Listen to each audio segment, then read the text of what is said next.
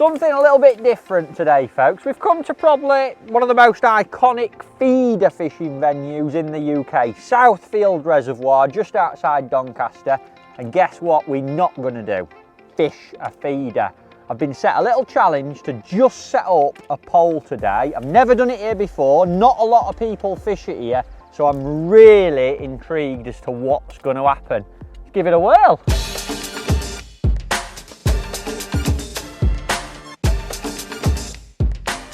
Initial feed at the start of the session today. What I'm going to do is I'm going to put in 3 200ml pole pots of ground bait, and in that there's not a lot of bait. I've just put a pinch of really finely chopped worms, a few maggots and a few casters, not even enough to actually measure it out. But then I've got a separate mix of ground bait with loads and loads of finely chopped worms in. So the 3 pots at the start will create a nice big area, and then I'm going to use that rich wormy mix to put in some little balls over the top, nice and hard, just to pinpoint the fish. So the whole idea is nice big area for fish to graze over with an odd maggot, odd caster, odd bit of worm, and then a little hot spot in the middle of that rich worm mix where I can put my rig right on it and hopefully catch a few. It's a big place, so we might have to wait a while to get a bite, but proper unknown day today. Can't wait to get started. Forgot to mention as well, I've got a cheeky little short line. I've never plumbed up on a pole here before, and the deepest bit of the peg is right here, about 4 meters out. I don't think anyone ever fishes there on this venue, so I'm going to put a little nugget of ground bait in there as well and throw a few maggots. It'd be really cool to see if we can get a bite literally at the bottom of the keep net. Into the unknown then, ladies and gents. I'm going to kick off with a very complex bait, a single red maggot, little light float. Haven't got a clue whether or not we're going to get a bite. I'm assuming it'll be slow to start with because look at the size of this place, it's huge. So the chances of us catching something 13 meters out I think is pretty slim. So what I'm going to do is, I'm going to straight away at the start loose feeding a little bit of bait as well. Obviously I've got all that ground bait on the bottom now, but because it's such a big place, a little bit of bait going in and falling through the water can't do us any harm. A few casters, sort of 8 or 10 twice, and try and build it up. Really excited about today. Don't know what's going to happen. They've been catching a lot of fish on a feeder here, but a lot of the time people fish sort of 50-60 meters out.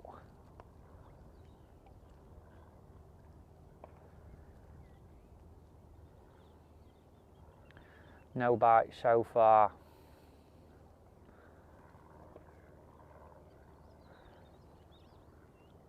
Sort of what I expected.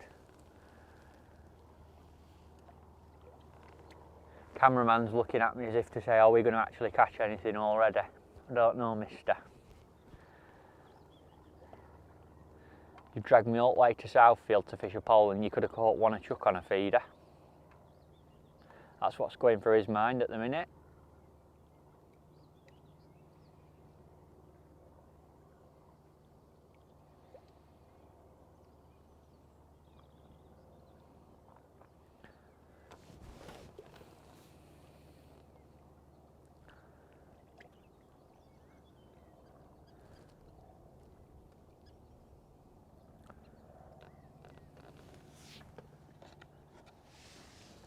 On these kind of places, generally building a swim is normally better. And what I mean by that is it will be hard, it will be difficult to start with because the fish are so spread out. You've got to get them to you.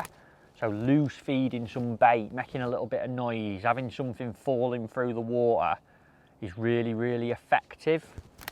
If you just sort of pot some bait in at the start and then sit and don't do anything, the chances of fish hearing it up, I'm sure that were an indication. I'm sure it was. That's a good sign.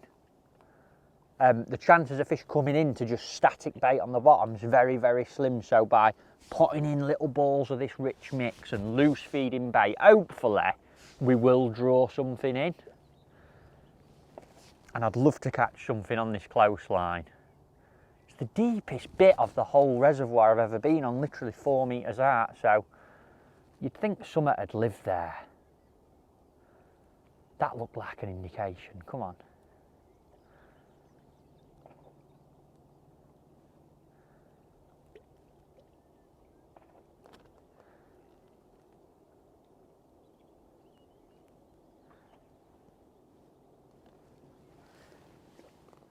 In terms of like location and why we've actually sat on these pegs where I am today, when we got here this morning, we stood at the top of the bottom bank, had a good look, and the wind, which is a warm wind today, it's blowing towards this end of the reservoir, and generally on big places, especially where bream and skimmers are concerned, which are the main target species here, they do follow a warm wind, a westerly or a southerly blowing down this way, generally will push fish down here. So if you are coming pleasure fishing like we are today, somewhere like this, best bit of advice, always sit with a little bit of breeze, warm wind blowing towards you.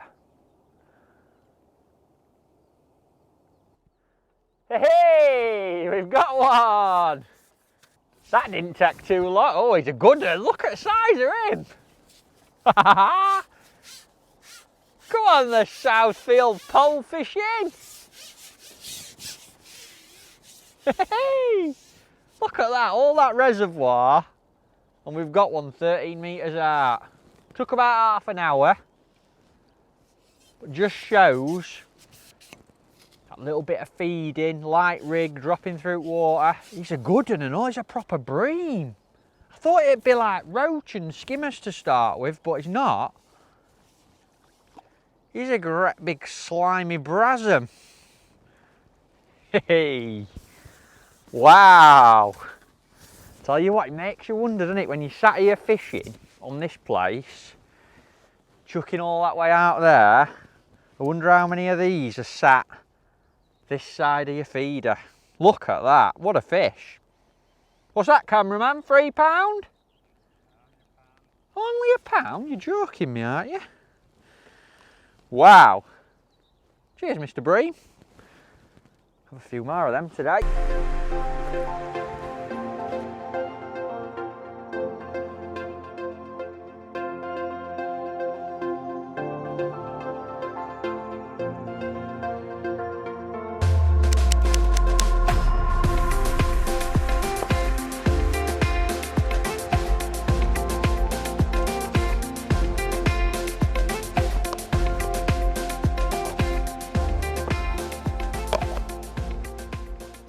There we go. Little fish again though. That's a few smaller ones that we've had now, a couple of perch, and generally for me, catching fish like that, as nice as they are, is a sign that you maybe need to top up with something with a bit more guts to it. So what I'm going to do is, I'm going to chop up some more worms. You don't need loads, I've got a little blob ready there actually already.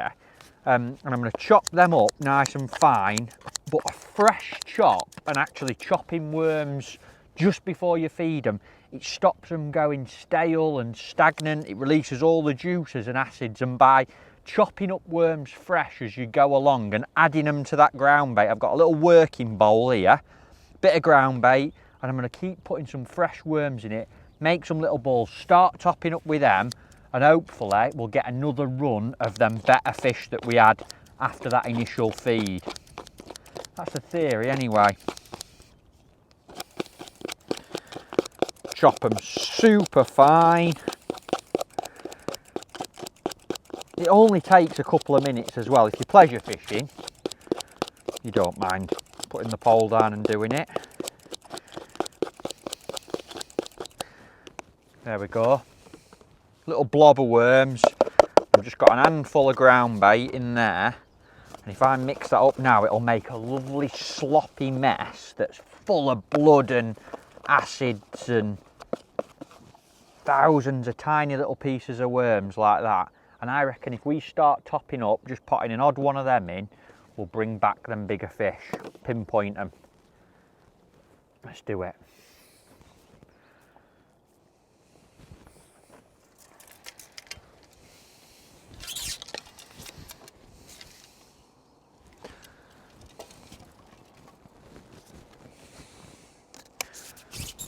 what you've got to imagine is I've been loose feeding them casters. They might have brought some fish in and I've caught them, but because you're loose feeding and the bait lands over a big area, to actually pinpoint the fish's head exactly where you want it, you sometimes have to really accurately pot in a little nugget of attraction like that.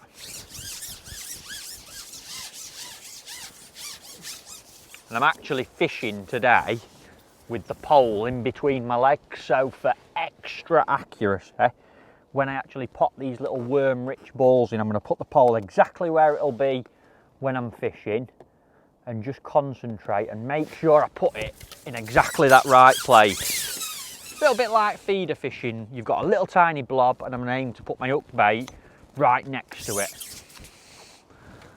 I'm actually using a non-fish meal ground bait mix today. I've gone for 50-50 supernatural dark and supernatural light, and the reason I've gone for that mix is because I don't want to be too selective. The beauty of a cereal ground bait like this is you can catch absolutely everything over it, from perch and little roach right through to skimmers and big bream as well. And the way you can control what you catch with this kind of mix is by what baits you put in it. I sometimes feel on big natural venues like this, especially canals and rivers too, that fish meal ground bait is very selective and you can only catch certain fish on it. So for me, this kind of fishing where I'm trying to catch everything I possibly can, I'll always go for a cereal ground bait, and by mixing these two together half and half, you get this lovely dark browny grey colour.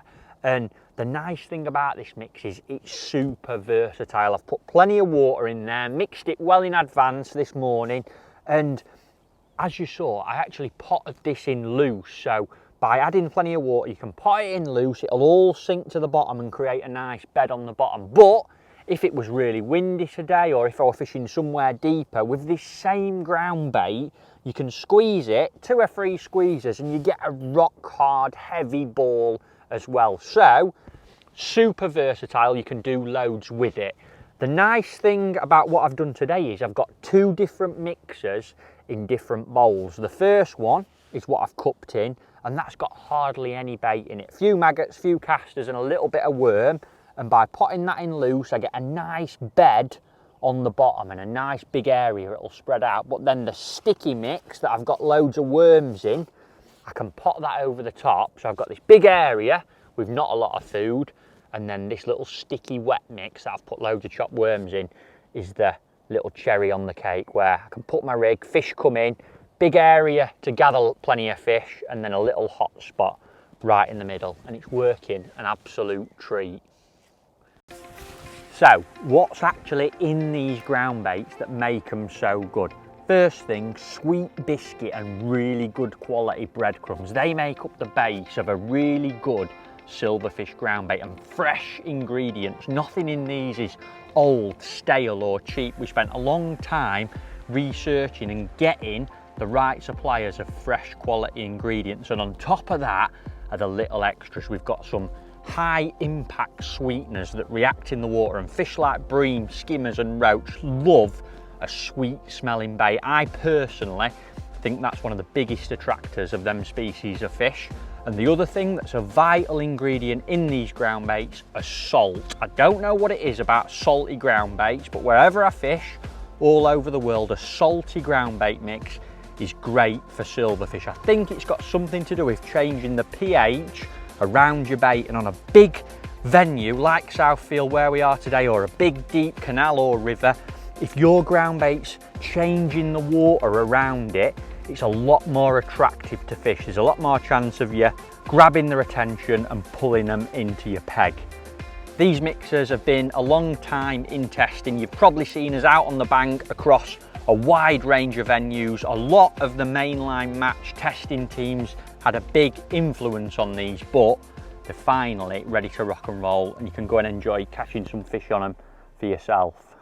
This has definitely been the best rig today, the lighter one of the 2 that I've set up. Both of them have got a number 5 slip elastic, nice soft elastic, so that when you hook fish in this shallow water, they don't splash on the surface. They swim out the peg nicely and don't disturb other fish. Not disturbing them is so important on shallow venues like this, And bream and skimmers in particular have got a horrible habit of splashing on the surface and coming and wallowing on the top. So lovely soft number 5 elastic. Mainline is 013 engage, durable, but also soft enough for a nice steady fall, good presentation. I've got a number 8 back shot halfway between the float and the pole elastic connector, and I've got quite a long lash between the float and that, probably 3 foot nearly, and the whole idea of that is I can flick my rig with this lighter one around the baited area, sometimes left, sometimes right, and if the wind gets up I can still hold it nice and still. Float, a 0.25 gram carbon F1 slim, really nice float. I've just blacked the top bit of the bristle out there so I can dot it right down and see it nicely.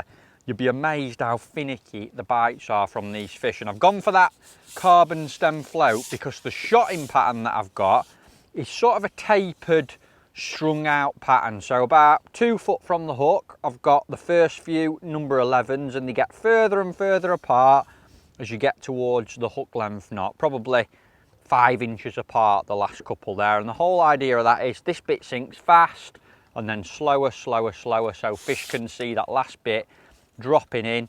And then I've got a 6-inch hook length of 010 pure fluorocarbon and a 16 super fine pole, and that is a really lightweight hook, which I think is a massive edge on natural venues for skimmers, bream and hybrids. I think they pick it up without feeling the weight of it. Really simple, working, an absolute delight today.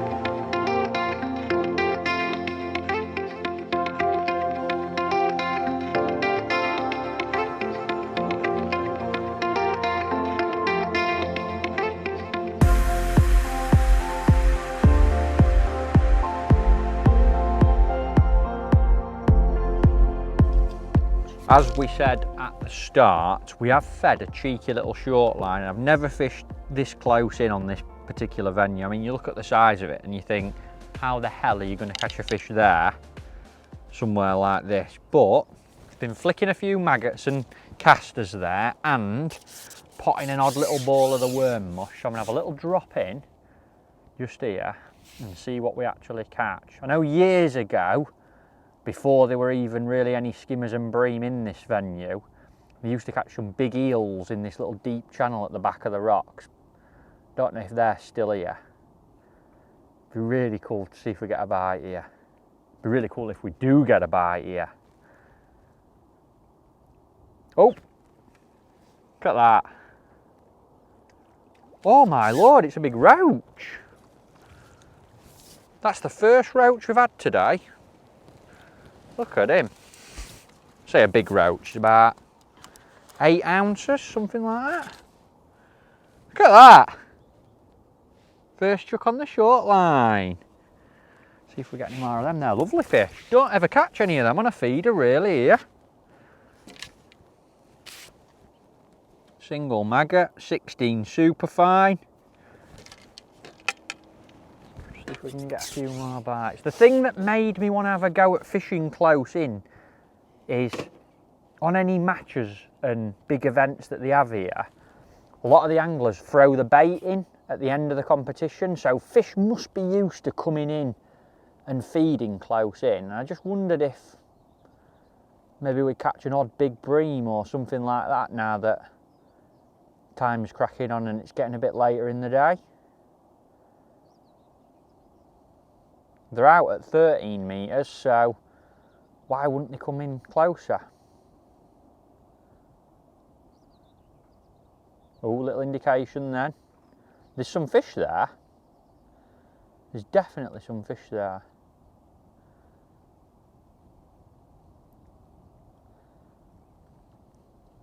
We've caught all sorts today now. We've had roach, hybrids, perch, skimmers, bream. Just shows that that non-selective cereal ground bait. Another one. What's that then? Oh, that's something a bit bigger. Ooh. Looks like another hybrid. It is, big hybrid, look at that. Just shows, doesn't it? They're sat right under your feet. Look at him. Got a few scales missing. Probably just spawned they have at the moment. Amazing that, isn't it? Catching on a top 4 at Southfields Reservoir. Chicken Oriental. A roach, a hybrid. What's coming next? Like I was saying, just shows that that kind of ground bait's so versatile, like loads of different... Oh, straight away, it's solid on the short line. It just shows that so many different fish come over it and feed.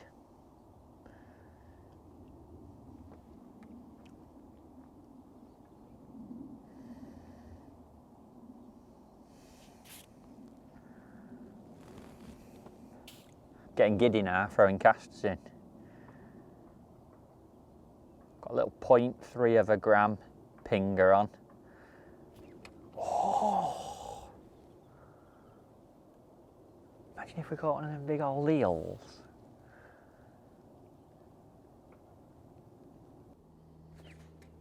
Yes.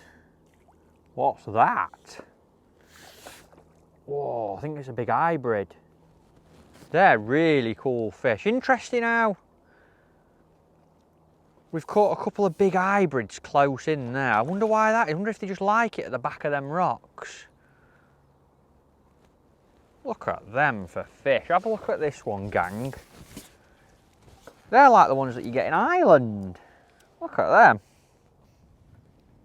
Look at that, what a fish. I'm really glad that we came and had a go at this today. Something totally different, bit of a gamble, but it's definitely opened my eyes. Loads of fish to catch on a pole at this place. Exciting, isn't it?